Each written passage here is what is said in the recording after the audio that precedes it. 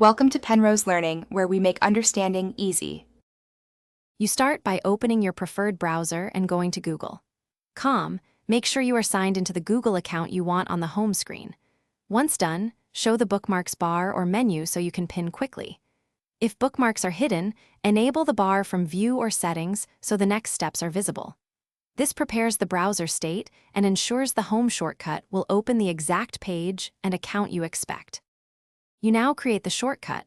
Open the browser menu, choose More Tools, then Create Shortcut, or in Edge pick More Tools, then Pin to Taskbar.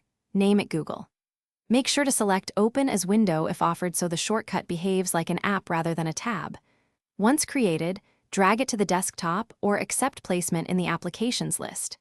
This guarantees a direct, single-click path to Google rather than reopening. You finish by optionally setting Google.com as your browser homepage in settings so clicking home always lands on Google.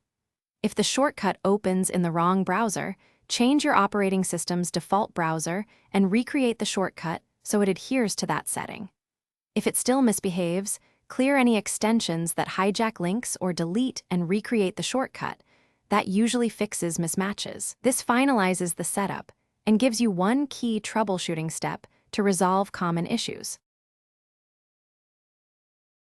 Thanks for watching. If this was helpful, leave a like and consider subscribing. See you next time.